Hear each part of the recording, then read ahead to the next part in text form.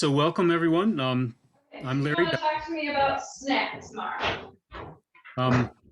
and we have Kelly Johnson here from CBS Solar to talk with us about solar. And first, I want to get started just with a brief overview of where we've been with this and where we are, and then Kelly can give us more of an update of where things are. Just a little bit about Zoom before we get started. Probably everyone's pretty familiar with Zoom at this point in our lives, but just in case you're not, could ask everyone to try to keep your speakers muted. So down in your lower left corner is the mute button. So use the mute unless you are asking a question. If you want to ask a question, the two things to do are to raise your hand. The little button down here on the right, the little smiley face, has a hand you can raise, or you can write something in chat, and I'll keep monitoring the chat while Kelly's talking, so that we can ask any questions. So I'm going to start by sharing my screen. Just to give you a brief overview, you've been getting emails from Grow Solar Little Traverse. That's us. Grow Solar Little Traverse is, at this point, it's a project of Michigan Interfaith Power and Light and the Groundwork Center for Resilient Communities. But want to give a big shout out to the Petoskey Harbor Springs Area Community Foundation for some funding that's helped us do a lot of the educational programming on this. So that's been really helpful. So a lot of you have been following this since we started about a year ago now, but just to let you know where we've been with this, we started with MREA, the Midwest Renewable Energy Association, and their approach was to release a request for proposals to installers. We got disappointing results from that, but because we had some funding from the Petoskey Harbor Springs Area Community Foundation, we were able to go ahead with some, called them solar power hour presentations, to drum up some local interest. And it was pretty clear that there was local interest, but the interest maybe wasn't quite strong enough for another request for proposals. So we adopted a different approach. We followed more the model of Solarize Ann Arbor. So the way that works, it's a community-based bulk buy solar opportunity. And the way it works is it's some customer makes a commitment to do solar on their home or business. They choose an installer, and then they start recruiting people to join on with them. And in case of Solarize Ann Arbor, they have some people on city staff that help them with some of the outreach, and they try to get a number of customers to join on. And the installer has agreed beforehand that if we can get 3 additional customers, then they'll get a 5% discount. 3 more gets them to a 10% discount. 3 more gets them to a 15% discount. So that's kind of the model that we used. And so we just tried something pretty similar, except that because we've been working together for months at that point, we had a few people who could reach out to installers, and they got some bids. They requested some bids from a few installers, and just based on the bids they got, the customer experience, there's several of them decided to go with CBS Solar. So that's who we are working with now, working with CBS Solar. And I think with that, I will make Kelly Johnson a host so that he can share his screen. And again, if you have questions, Kelly, do you want people to ask questions as we go, or is it more convenient if they kind of wait till the end? I think, Larry, with this size group, I think we'd probably be okay with just popping in and asking a question. Okay, so feel free. If we had 18, 20 people on this thing, we'd probably do the chat line, but I think we're probably free to you jump in when you need to. Okay, and so if you have questions, again, there's that little reactions button down in the lower corner. You can raise your hand, or you can write it in the chat, and I'll keep monitoring the chat to make sure that we're catching all the questions as they come up. Okay, Kelly, thanks for joining us. Yeah, perfect. I appreciate it, Larry. I really just, first thing I want to do is shout out to Larry for really setting this whole thing up and getting this process running. We've done a couple, CBS Solar's done a couple of the Ann Arbor, Solarize Ann Arbor projects. I think we got 15 people to sign on with a group buy last year that we did. Part of the challenge we have with down in Ann Arbor is the competition is a bit more steep down there than it is here. Not a lot of companies want to come up to rural northern Michigan. And so we were having some difficulties there with just, big national companies coming in and saying, yeah, we'll do this for $1.50 a watt, and trying to run over things. And it's hard to describe or explain to people that you get what you pay for when they're looking at the difference between $25,000 or $15,000 for a system. And some people got to the point of they're just money talks and not quality. But so I appreciate your setting all this up. We've got another one going. I'm working with the Beaver Island group right now. We actually have 8 different people that have sent me utility bills, and I'm planning a trip over there for a couple of days sometime mid-April to go over and do the Beaver Island thing. So this is a great start to be able to forecast that and show that. So, but one of the things that people talk about is, and I'm not going to go into a whole lot of, this is solar. I mean, I think everybody on this call at this point probably knows the difference between off-grid and net metering. I'm guessing that I'm not going to go back and start, okay, this is solar. The panels make DC power. Your house uses AC power. What the panels make are useless to the house. I'm not going to go through a lot of that, but I did want to share this real quick. This is just some figures and some statistics of what's happening with solar in Michigan. One of the first questions I have from anybody I start talking to is, does it work? I mean, we're in northern Michigan. The sun rarely shines. Can we actually have solar, that works?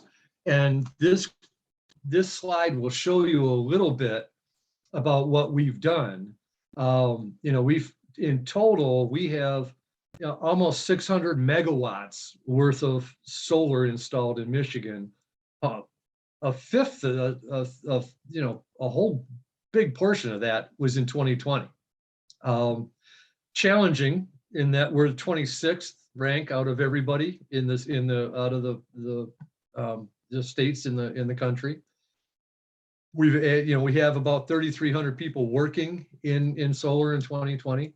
And the projected growth over the next 5 years is to go from 600 megawatts to 2,500 megawatts over the next 5 years. That's a huge increase.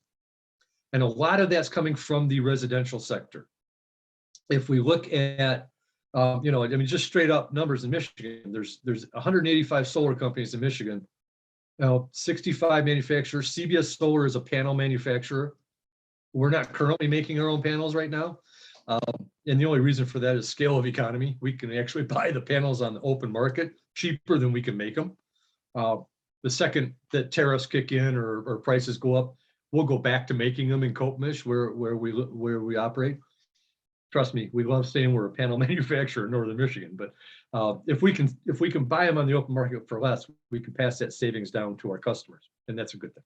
So, but there's 68 installers and designers, and we've invested a lot of money in Michigan. But this is the most telling spot right here. This is an estimate for 2021 when this graph came out, but you can look at the dark blue is residential on these graphs. So if you look at back at 2014, 15, 16, there's nothing going on. And then in 2017, the utility companies started putting in megawatt systems that you see along the highways and along the freeways, those big 2.5, 3.5 megawatt systems. They have 1,500, 1,800 individual panels. And that went up in 17, it dropped a little bit. And then 19, the utility just dropped off the face of the map. They had done enough where they had reached their required amount of renewable that they needed to have on. And so they stopped doing it. Well, they've jumped back in. And look at 21. This light blue, That's utility grade solar. So if the utility companies are investing this much into solar, it really gives us a good benchmark of where they think solar is going to be going. And we can translate that down to the residential side and really make a big impact on reducing draw off the grid, reducing demand and peak load times. You know, our peak load times are 3 p.m. to 6 p.m. Well, we have good sunshine during those times. And if we can supply a lot of that power need, a lot of that draw from our roofs or our backyards, then we're really helping reduce the load off of the utility company. And that's going to help sustainability for the grid. I mean, everybody talks about energy sustainability, but it rarely comes up sustainability about the grid. You know, where's our grid at? How is it capable of handling all this stuff, right? Last 18 months, all we've talked about are electric vehicles. Everybody's getting an electric vehicle in the next 18 months, 2 years. We're all going to have at least a plug-in hybrid of some kind. There are a lot of car manufacturers by 2030, 2035, they're going to phase out internal combustion engine from their line completely. Well, what's that going to do to the grid? 90% of those people work 9 to 5. They get up in the morning, they get in their electric car and they drive to work. They leave it sitting in the parking lot all day long. They come home, they're home at 6 o'clock, they plug it in and they're charging their car all night long off the grid. And it's going to put a huge load and demand on the grid. Well, if we have the capability of producing our own power at that individual level at the household and storage capacity to where at night, at least a portion of a 20 kilowatt hour battery backup system is not going to charge your 90 kilowatt hour battery in your Tesla. It's just not overnight, but it's going to reduce a lot of that. So we've got a lot of options and a lot of things that we can really jump into to help work with creating sustainability and moving forward into the 20, 30 years down the road and our power consumption thought process. So let me get into a little, having said all that, let me get into a little bit about CBS. CBS Solar is the oldest renewable energy company in the state of Michigan. The owner of the company, Alan O'Shea, started the National Renewable Wind Association in 1973 when he lived down in Warren, Michigan, downriver in Detroit area. This is our building in downtown Copemish. If there isn't such a thing as downtown Copemish, but I mean, there's 4 corners. There's Dollar General, and then there's us across the street. But if you don't know where Copemish is, we're about 5 or 6 miles southeast of Crystal Mountain in Thompsonville area on 115. So we're about an hour and 15 minutes, hour and a half away from downtown Petoskey. We've been in this building for 35 years. These solar panels out front, we made those solar panels. I mentioned earlier, we're a panel manufacturer, but we're not currently making them. We'll go back to making them if we need to, but for right now, we're buying them on the open market. So we like making panels, but we're getting too busy for it too. So part of the process that everybody needs to think about is when we're looking at solar, when we're looking at trying to figure out if net metering is going to work. Let me go back to the CBS slide real quick. We're all pretty confident or understanding, I think, by, I can't really do show of hands because I don't have this full screen yet or anything, but anymore. But most everybody knows what net metering is, right? We put solar on the property. Real time, you use the power that you're making on an hourly, minutely basis. There are days that you're not going to make enough power. December, January, February, this time of year, basically, you're not going to make enough power to run your house. I've got just a quick example of that. I can show you off of my Solar Edge, my inverter from monitoring system from my house. I'm going to read through my total kilowatt hours by day for the last 10 days. And I'm going to start with today, and I'm just going to go backwards, and that's 10 days back in the calendar year, okay, in the Anyway, so today I produced 8 kilowatts, 6 kilowatts, 11 kilowatts, 5 kilowatts, 56 kilowatts. So March 20th was a very sunny day in Traverse City. We didn't have a single cloud, and I made 56 kilowatt hours worth of power. I use about 10,000 kilowatt hours a year. I've got a monster house down here, 4,500 square foot, 5-bedroom house. And I use 10,500 kilowatt hours a year, which comes down to about 27 kilowatt hours a day. So those days I was reading out earlier where I produced 11, that's about half my power. I produced 5, didn't do much. But on the 20th, I produced 56 kilowatt hours worth of power. I sold a lot of power back to Cherryland Electric on the 20th, right? But then the days go, then the day before that, it was 5, and then 3, and then 48. So it's an ebb and a flow. We look at solar production a lot like the stock market. If you're heavily invested in the stock market, you don't look at your portfolio every day. You'll end up jumping off a bridge. I mean, particularly last year, it looked like an EKG report. One day it's up here, the next day it's way down here. Solar power is a lot like that. We look at it annually. So when we look at the process, we kind of look at your annual usage, which is why in order to start the process, the first thing I say to a customer is, send me your bill. Email me a copy of your bill. Take a picture of it, text it to me. Get it to me, and I will crunch the numbers. I'll go through how many panels do you need? Where can we put them? What the cost is, what the return on that investment is, how many years before you pay it off. I roll all that into a little packet, and then I come over to your house, I sit down in your kitchen, and we talk about it. If the numbers make sense financially for your particular household, we'll figure out how to get it done for you. If not, you walk away knowing way more about residential solar than you ever thought you would. And that's part of the education process that we do. We're not out coming to homes just saying, hey, we're going to stay here for 5 hours until you say yes and sign up. I give you a bunch of information.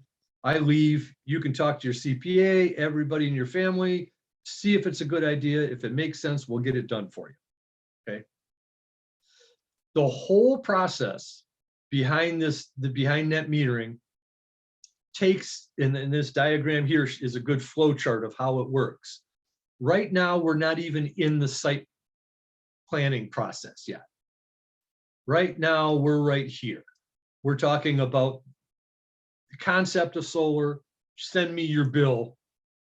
Once I get my data, I put my numbers together. Then I sit down in your house and we do a site audit. I look at, I'm going to do some preliminary imagery on the satellite, but I need to come over and look and go, okay, I thought on Google Maps I could put 10 panels up on your roof. It appears I can probably only get 8 up there because there's 2 skylights I didn't see, right? So we have to do a site assessment. We have to get there and look at it, make sure it's right. Then all this process we go through, this is the design that we do. There's approval by all of the regulatory bodies, county, township, municipality, utility. Permits are approved. We coordinate the installation. Our installation guys get out there. Everybody improve, we do it. This is very much like building a house.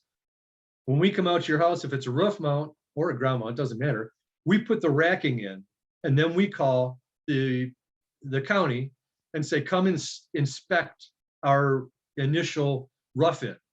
So they come and inspect our racking and say, yes, the racking looks good. It passes code. You can now put the panels on it.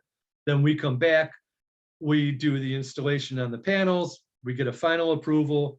The utility comes out, they change the meter on your house, they put an interconnect meter on, they give you permission to operate, and voila, you start using your power and you're lowering your carbon footprint or reducing it and making a big benefit on the local community, right? This whole process takes 8 to 10 weeks. And it doesn't matter what time of year it is. It's not because we're talking in March. If we were talking about this in July, the whole process takes 8 to 10 weeks.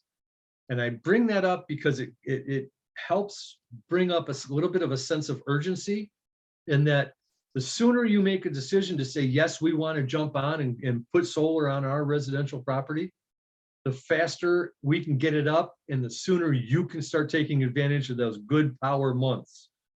June, May, June, July. Right now, Larry and I were talking earlier. He's considering a system, and he's going to go with one. He just has to decide roof or ground. He's still kind of doing that site stuff for his personal property. But if Larry said, yeah, we can go now, then 8 to 10 weeks from now, he'd be installed, which is mid-May, third week of May, somewhere at the end of May. Well, now we're starting to get into prime solar time. So if somebody calls me on April 18th and says, we thought about it, we got all our numbers in a row, and it's fine to do that. But if they sign up on April 15th, we're looking at second or third week of June before that system gets installed. So you're missing out on some good prime production months. And we want to try to mitigate that for you as much as possible. So questions at this point? You got any questions, Larry, or not so far? Not so far. I haven't seen anything in chat. Any hands raised? I can only see like 3 people on my side because I'm sharing. So, all right, yeah, raise your hand if you got a question. Larry will stop me and I'll answer your question real quick. Craig's got a hand up. Thank you, Craig. Yes. Are the materials to make these panels imported? And are most of them in the US assembled or made in the US? It depends on the type of system that we're talking about for your property, Craig. If it's a ground mount, the only thing that's not made in Michigan would be the panels. Well, the inverter too. We use a solar edge inverter, but that's an American product. Okay. The ground mount panels are made we're using a JA panel right now. It's a bifacial panel. It's a special panel that nobody in the United States makes a bifacial panel. We can't get an American made bifacial right now. We were using a LG panel for a long time, a 435 watt bifacial LG panel. LG just announced that they're no longer making solar panels. So we've gone to a JA, which is an Indian product out of India. Right. We don't use any Chinese panels. We don't use our racking for our ground mounts is done by Solar Tilt out of Spring Lake, Michigan. Okay. And we get all of our roof mount racking apparatus from Iron Ridge, which is an American company as well. And the life of the panels is generally 25 years? No, the warranty on the panels is 25 years. The lifespan of the panel is 30 to 40 years. Okay. They're warranty for 25, but it's a linear warranty. So I need to clarify that. What the linear warranty says is at 25 years, these panels are guaranteed to be putting out 80% efficiency or higher. So a 300 watt panel 25 years from now is guaranteed to put out 240 watts worth of power, or it gets replaced, which is a good segue to one of the products I want to talk to you guys about. And I think it's a good time to jump into it. CBS Solar is the only company in Michigan that's offering a product called nanotechnology, nano coating. And nano coating is, everybody, you ever use Rain-X for the windshield of your truck? It's the same process. It's just a different product. What it is if you look at a piece of glass under a microscope, it's not smooth. It looks like the surface of the moon or Mars, right? Well, all those little nooks and crannies is where dust, air particulate matter, pollen, dog slobber gets stuck on, and that's how your glass gets dirty, right? Well, we spray titanium dioxide on. It's a silicone or a ceramic product, and it fills in all those little nooks and crannies, so it creates a smooth surface across the top of the panel. So when you get back to so nothing sticks to the panel, so your panels stay clean throughout their lifespan. So this doesn't extend the life of the panel, it extends the efficiency throughout the panel. And so when we look back at that warranty, the panels are guaranteed to be putting out 80% at 25 years. With CBS Solar's nano coating on your panel, you're going to be at 95, 98% efficient 25 years from now because the panels are clean. There's no, it takes care of mold and mildew and any bacteria that just organically lands on the panels. That's all broken down. A lot of us burn with wood, you know, to supplement our heating. That all the air particulate matter that comes out of that chimney, it's going to blow over and land on the panels. That'll all just slough off with the first rain or morning dew. So this product really, what it does is it extends the efficiency of the panel throughout its life. So that 25, 30, 40 years from now, your panels are still clean. And so you're making more power out of each individual panel. Is that it? Does that answer your question? Yeah, and just one more quick one. So when the life of the panel's done, what happens to the material? Is it recyclable, or I don't know exactly what they're made out of? Well, they're in you know, full disclosure, all honesty, these panels are not environmentally friendly to make or dispose of. They have cadmium in them. They have a lot of rare earth metals in them. And so they're not great to make. We really haven't gotten to a whole end of lifespan for panels. And so there isn't a huge industry behind recycling at this point. 25 years from now, 30 years from now, when these panels start being replaced, there will be an entire industry devoted to that. I'm certain of. I don't know what it's going to look like, but I'm sure we'll have figured that out. We've got 30 years to figure it out. Besides the nano coating, there's a couple other products I wanted to show you guys. One is our Super Tracker product. This is a tracking system that tracks the sun on an hourly, minutely basis. These things are the Cadillac of all solar systems. These are the bifacial panels I was talking about, Craig, that are made by JA. All solar panels have photovoltaics on the top, but these bifacial panels have photovoltaics on the underside as well. So the UV rays that miss the panel and bounce off the ground and come back up, we capture panel on the bottom of those power on the bottom of those panels.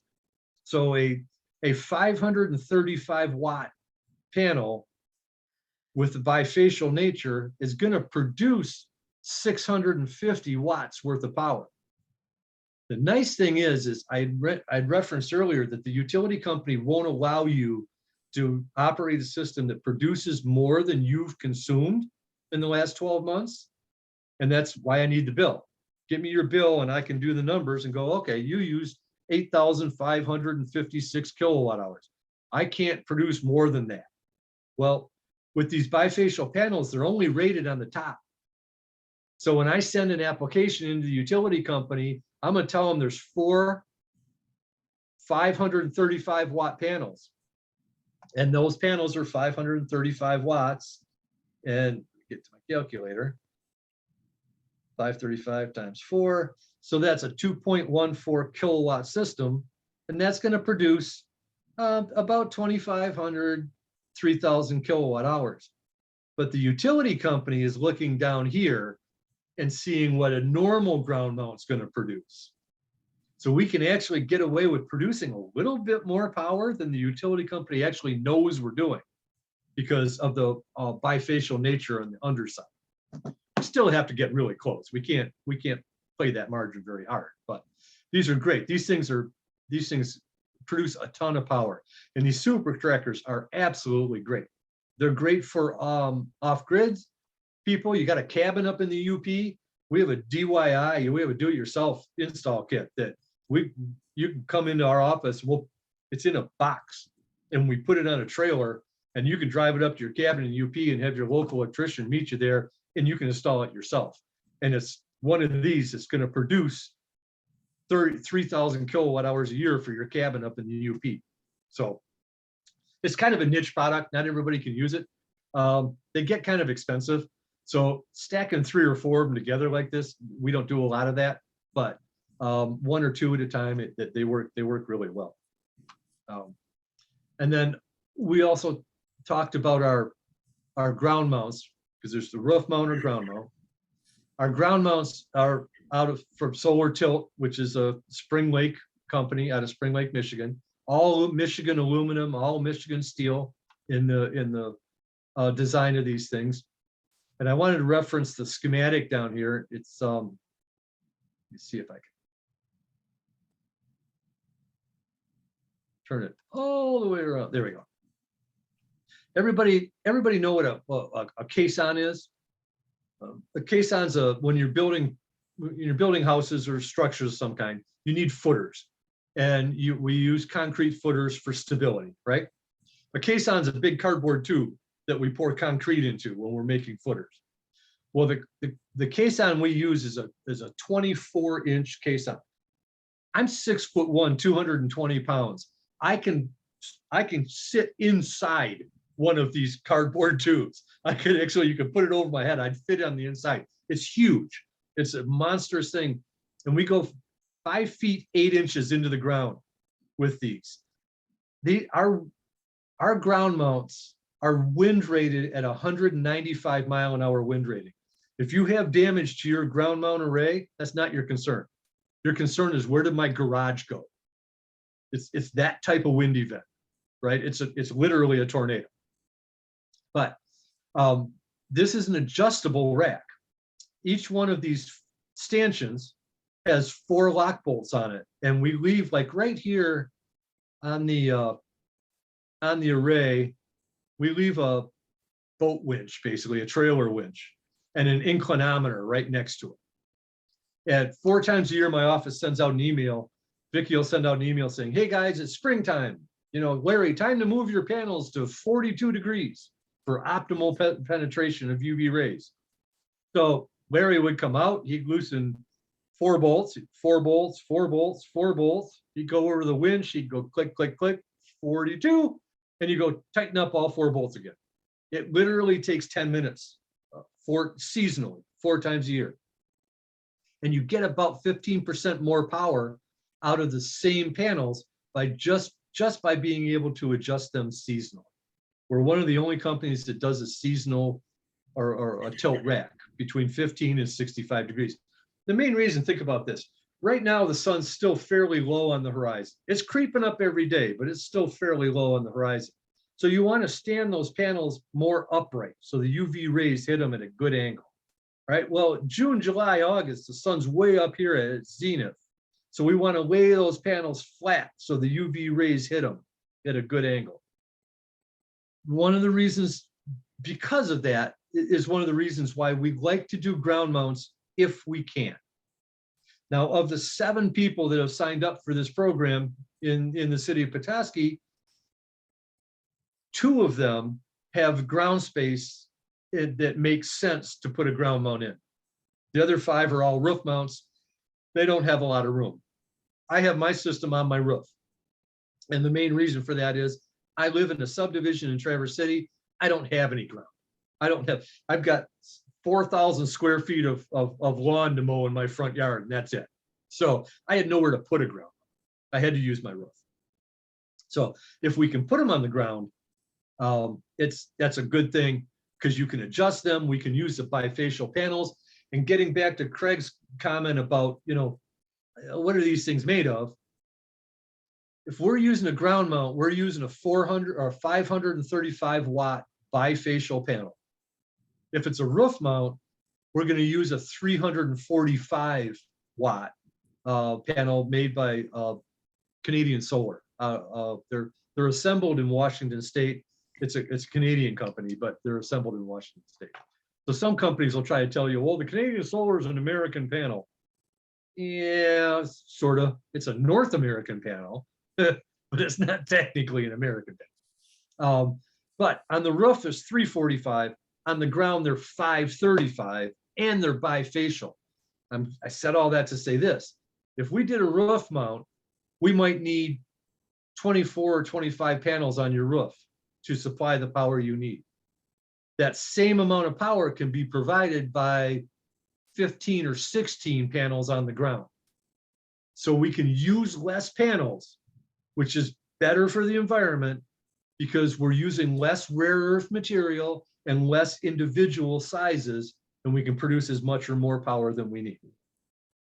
So it's from an environmental standpoint, and I can't remember. It's been a long day. I've had 4 appointments today in Petoskey earlier before we did this, but I think I'd mentioned earlier, I'm a degreed environmentalist. I have a Bachelor of Science in Natural Resources from the University of Michigan. And I talk to customers all the time, and they're like, well, I've got 5 acres. We could clear 2 of those and put a bunch of panels over there. And my head just wants to explode. As an environmentalist, I don't advocate cutting down a whole bunch of trees to put up solar panels so we can reduce our carbon footprint. It just, in my brain, that just doesn't make a lot of sense. Trimming trees, absolutely. You want to trim trees so that they're healthier. They're not dropping limbs on your roof or on your solar panels, but we don't like clearing a whole bunch of trees to put solar panels. That kind of makes sense. But, so. Hey, Kelly, a quick question. Like, how tall are those ground mounts? They stick up, if you look at About 8 feet or so. yeah, well, the panels themselves, this is a fairly good representation because this is a ballasted one. It's not an actual footer, but where the corners are at the very beginning, we try to keep that 3 feet off the ground. Because when we first started doing this, we found when we had them lower to the ground, the snow that was sloughing off of them was starting to build up. And so it was blocking, right? So now we put them up so that this corner at the very peak in the morning, this corner is as low as it's going to get, and we try to keep that 3 feet. The panels themselves are about the size of an interior door. They're 3.5 feet wide by 70 or 82 inches tall. So they're over 6 foot. I'm 6'1", and when I stand, I can stand and I can reach up and I can just barely touch the top of them. So they're 8-9 feet up off the ground at the top. But the footprint itself is relatively short. This is not a very good example. This is really high up off the ground. And it's also in the summertime, so they're laying a little bit flat. If you can picture those panels right there being more stand up, they're going to drop down to about here, right? So they're tall enough where you can mow underneath them. You're not going to ride a riding tractor underneath them, but you can mow.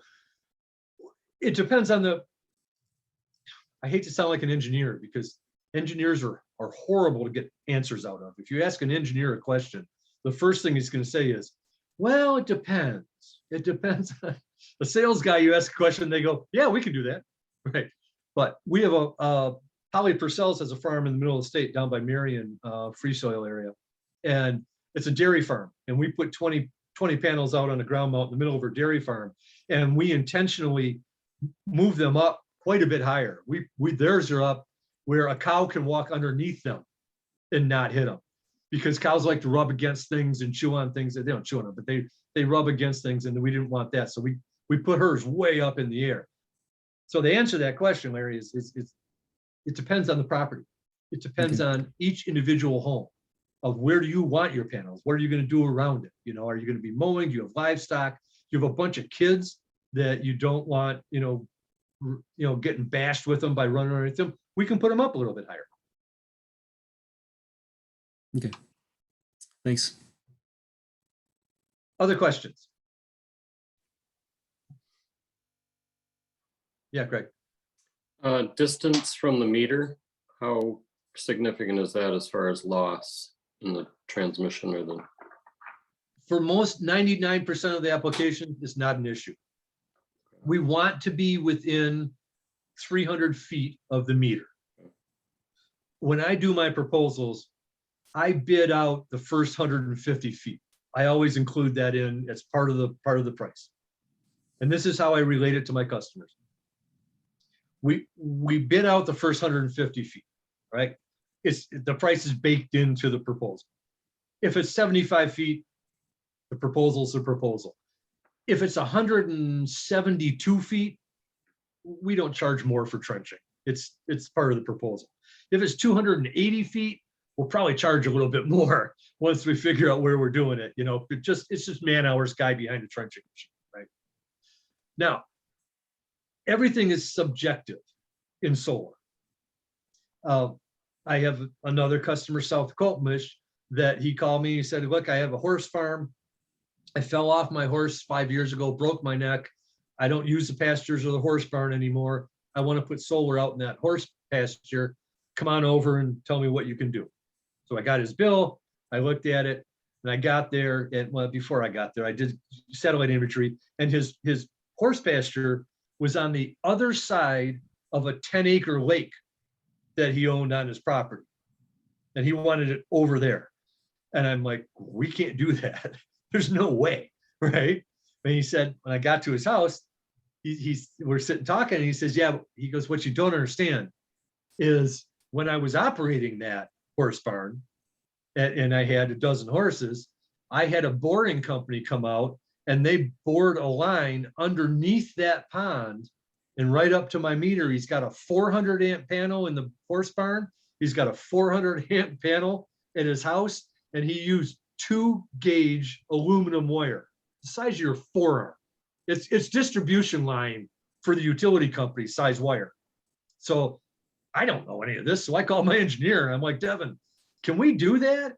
And he goes, what size wire? And I told him the distance. He goes, oh yeah, that size wire, we could go a half a mile, easy. And it was already in and it was already installed. So to say we have to be within 300 feet is a little subjective, and it's a little, you know, it depends on the property and it depends on what's already been done. Okay, thanks. So the whole process, the way this works, if anybody on this call would like to look at, is this feasible for my property? Because that's the first step. Will this work, right? I'm not even going to talk about price. Will this actually work? First thing to do is send me your bill. Larry has my email address and my phone, my contact and everything. You can take a picture of it, text it to me, you can email it, and I will put together what I call a feasibility study. I'll look at your usage, what the utility company will allow. I'll look at some satellite imagery. Where can we put them? Can we put 28 panels on your roof, or can we only get 12 up there, right? We got to kind of look at site specifics. And then we also build to budget.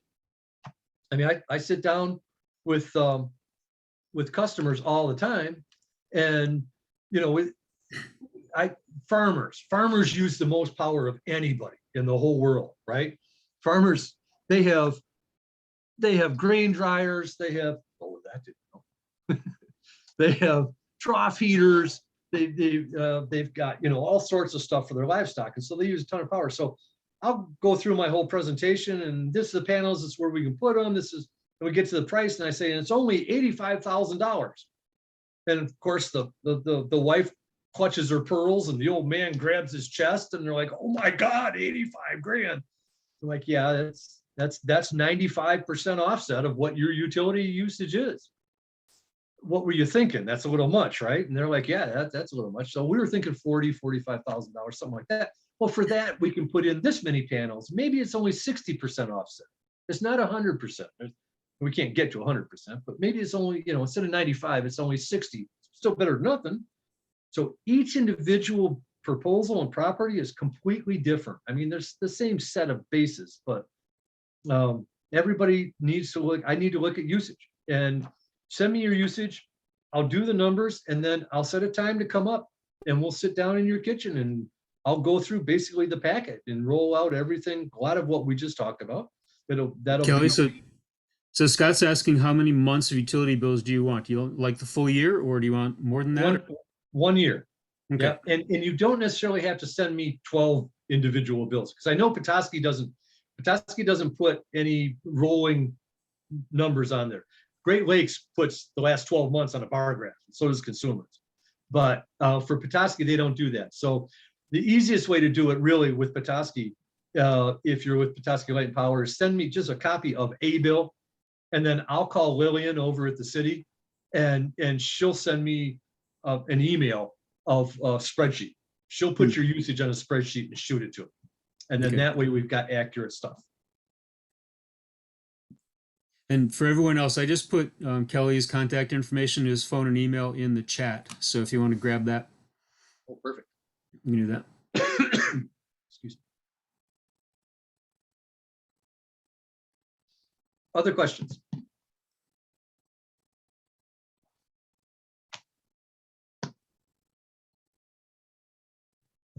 I think it's about as much as I can do for right now without having data. Okay. You know, I'm hoping that I covered enough bases to give you guys a good, well, let's see if this makes sense.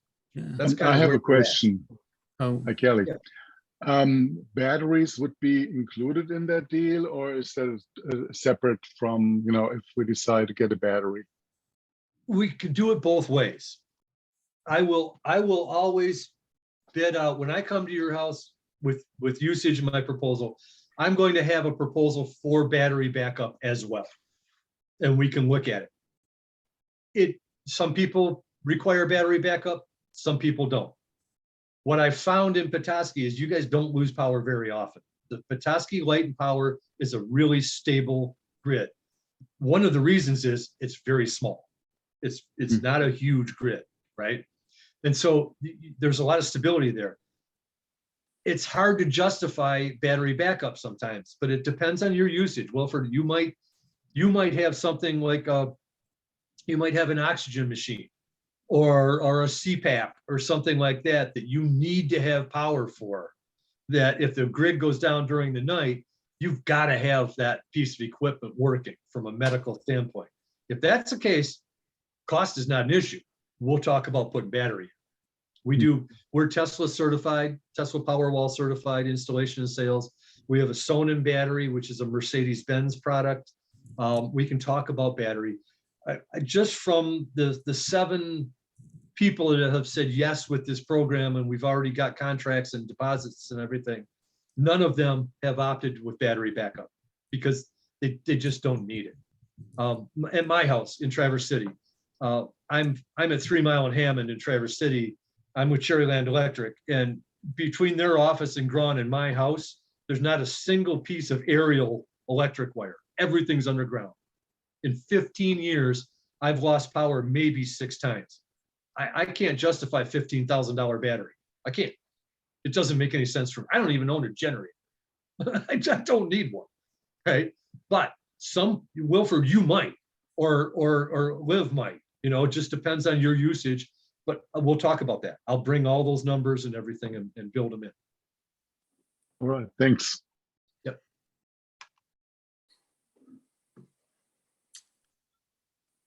more questions? Craig. Okay. Keep hogging, but No. are there any federal, state, or city tax incentives for installing solar at this point for 2022? Yes, there's a 26% federal tax credit. There are no state, there are no city incentives at this point. So 26%, is that like a over time, over the next few years as you file your taxes, it's a reduction, or is it a 26% off the price initially? 26% off the total cost of the system, and that's not with discounts or the federal tax credit. It's 26% off the total cost of the system. Okay. It's not And- a depreciation situation. Well, yes and no. It depends. Here I am sounding like an engineer again. The federal government's kind of goofy. They won't give you any money back that you didn't already put in. Mhm. So Craig, for you, if your system, the 26% of that system was $10,000, do you contribute $10,000 in federal taxes a year? Don't answer that. I'm just Gotcha. saying as a question, right? Well, if you don't, say you only contribute $5,000 a year in federal taxes. A lot of my customers are retired and they don't pay any federal taxes. In that case, they don't get it. They got to pay the full retail price. But Gotcha. they give you 5 years to claim the whole 26%. Oh, okay. So if you only pay $5,000 in federal taxes, they'll send you a check for $5,000. And then the next year, they'll send you another check for $5,000. So they give you 10 years or 5 years to claim the whole thing. You can get it eventually. That's a good question. There are other options out there. There's another incentive. There's a USDA REAP grant. It's REAP. It stands for Rural Energy for America program. And this originally was designed for small farms, small rural farms, to help offset the cost of electrical power. And I mentioned that Polly Purcell's customer, the dairy farm, she got a USDA grant, REAP grant, and it's 25% off the cost of the system. So 26% federal tax credit, 25% REAP grant. Now your system's half of the cost, right? But it's not just for farms. It's also for small businesses. So Liv, if you happen to be a real estate agent and you run your real estate business out of your home, you could qualify as a small business for a REAP grant. The only quality or criteria is you have to certify that 51% of your electric usage is dedicated to the business being run out of the home. And it's just a checkbox on the form. So that's another incentive too. We're working with, 2 seconds, Scott. We're working with Bob Keaty. He owns a City Park Grill in downtown. And he's wanting to offset his, but he uses a quarter of a megawatt. He uses 250,000 kilowatts. And he's looking at a USDA grant. He's going to qualify for that. Yeah, Scott. So you were saying that you had 7 households already signed up, is that correct? Yes. So Yes. so anybody else who joins would have at least the 10% discount, is that right? Because you already have reached that That's correct. threshold for 10. Correct. And if there are 3 more that sign up, then everybody would get 15. Correct. Okay. And how we're doing that right now, because we have such a large time frame with this thing, I'm proposing with my proposals, if I come over to Wilford's house next Wednesday and sit down and do a presentation or proposal, I'm going to have a 5% discount baked into my proposal, because that's where I started. I started out, everybody got 5%, knowing that we'll true up at the end of the process, depending on how many more people sign up. So when we start out, everybody's going to get 5%. I'm 100% certain we're all going to end up at 15%. But how we do that is we true up at the end, because how CBS works, we don't do any internal financing. We're a cash business. So we do a 50% deposit. And then when we get the system up and running 8 to 10 weeks later, we do the other 50%. Well, that other 50% is not going to be 50%. It's going to be 35%, because we'll add those extra percentages in at the end of the process. It's the only fair way to do it. Because, Scott, I come to your house and I give you a 15% discount to sign up initially. And Jamie Buchanan's going, I only got 5%. Right. So I had to kind of set a baseline, and then we can work through the That makes sense. Yep. Yeah. And Kelly, that discount is on like the hardware part of the thing, right? It doesn't, the things that you can't, the things that are individual to each installation, like the design and so those things, that's not part of the discount, correct? Correct. It's the taxable items. Yeah. Okay. Racking, panels, inverter, all the what we call balance of system, all the conduit, the nuts and bolts and screws and wire, that's all discounted. Okay. Labor, nano coating, batteries don't qualify for the discount. So it's a limited discount, but it's a discount. Yeah. Thank you for bringing that up. That's an important piece. Yeah, that's fair enough, though. It's good to get Right. Sure. No, it's good to know. happy to get the discount also. Yeah, I want to make sure. One of the things, through working with me, is you're going to find out I'm a really firm believer in full disclosure. There's been zero surprises in any of this stuff. My boss kind of beats me up a little bit. He says, you share too much. You tell people too much. And I'm like, I don't think I can. I don't think I can tell people too much about what we're going to do. There's nothing to hide here. This is very transparent about how we do stuff.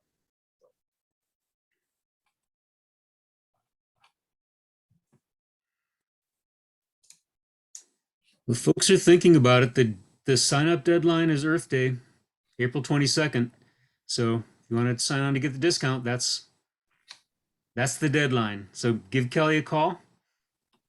And I would encourage you, if you're considering it, Craig, if you're considering it, shoot me your usage now.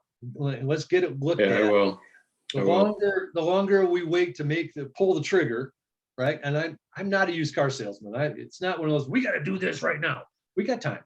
But the longer you wait to pull the trigger, the longer it's going to take for us to get it installed, and the longer it takes you to start realizing your savings, Right. making your own power. So in addition to the utility bills, you need obviously our address, right? I mean, is that the, It's typically on your bill, though. Your name, address, Okay, your yeah, phone number. sure, but that's all you need to start the process, and then based on that, you would get in touch with us to set up an on-site appointment. Correct. Yep. And it's typically, I schedule out 3 or 4 days. Okay. So I'm booked tomorrow and Monday. And then I have an 11 o'clock on Wednesday. So I'm still open next week. I don't book out very far. You send me the bill, I'm going to contact you within 20 minutes of getting that bill and say, okay, Scott, what's a good day next week for us to sit down? And then we move forward. Okay. It's pretty immediate. Get the snow off the roof first. Well, and with roof mounts, you're It's you're gone, gonna get actually. snow. You're gonna get snow on your panels. You are, and that's something we'll talk about. I've got pictures of mine where it shows the snow sloughing off from nano coating, and yeah, those are all things we'll talk about at the kitchen Yeah. table. No, it's gone. Yes. Well, it was snowing there when I left this afternoon at 4 o'clock. No, Or I 5 know, o'clock. but it hasn't stuck. Spring in northern Michigan. Yep. Yeah, you gotta love it. It's better than the alternative. I've lived other places, trust me. Mhm. Well, are there any more questions? If not, thanks, Kelly, for the time, and Appreciate everybody's time and look Looking forward. forward. to Thank you very much. It's been Right. interesting. Thank you, Kelly. Thank you, Larry. Thanks. Yeah, thanks, Thank you, everyone. Larry. Yep. Thanks, bye. yeah. Have a great night. Too. Thanks.